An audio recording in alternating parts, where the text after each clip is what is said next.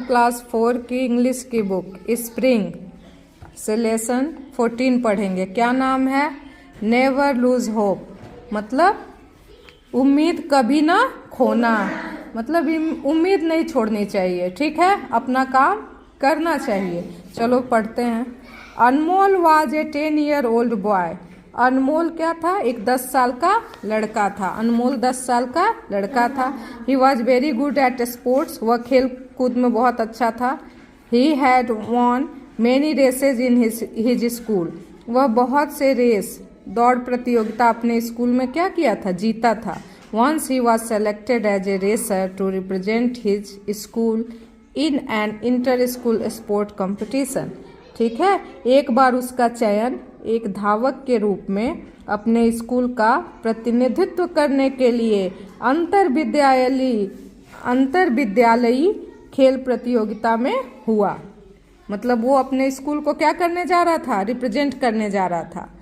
Though he was a very good racer, yet he felt nervous as the competition would be very tough. जबकि वह एक बहुत अच्छा धावक था, दौड़ने वाला लड़का था, फिर भी वह घबराने लगा क्योंकि प्रतियोगिता काफ़ी कठिन थी। प्रतियोगिता क्या थी? कठिन थी। Just then he saw a small ant carrying a grain of sugar. तभी अचानक वह क्या देखा? देखो चित्र में दिखाई दे रहा है, एक चींटी चीनी के टुकड़े को, ठीक है, चींटी के लिए वो भी बहुत बड़ा होता है, ले करके it was trying to climb the wall but repeatedly failed. वह दीवार पे चढ़ने की कोशिश करती थी लेकिन वो क्या हो जा रही थी? असफल हो जा रही थी।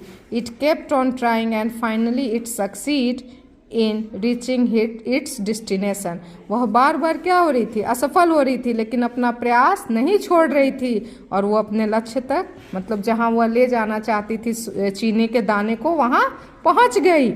Looking at the ant, Anmol thought that if A small creature like an ant did not give up hope and reached it's destination, why should he give up. उसने क्या कहा कि एक छोटी सी चींटी को, जब एक छोटी सी चींटी अपना प्रयास नहीं रोक रही है, वह मतलब हार नहीं मान रही है अपने लक्ष्य तक पहुंचने के लिए, तो फिर हम कैसे अपनी उम्मीद खोएं कि हम मंजिल पर नहीं पहुंच सकते। ही must not lose hope and करेज। क्या कह रहा है?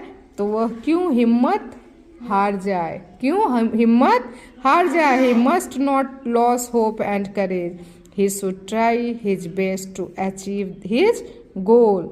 उसे क्या करनी चाहिए? अपने लक्ष्य को पाने के लिए सबसे बेहतर प्रदर्शन करना चाहिए। From the next day onward he started practising more and more. अगले दिन से वह और अधिक अभ्यास करना शुरू कर दिया, ज़्यादा से ज़्यादा अभ्यास करने लगा। In the final race, final race मतलब अंतिम दौड़ में, मतलब निर्णायक दौड़ में, he ran confidently and stand second among 10 participants.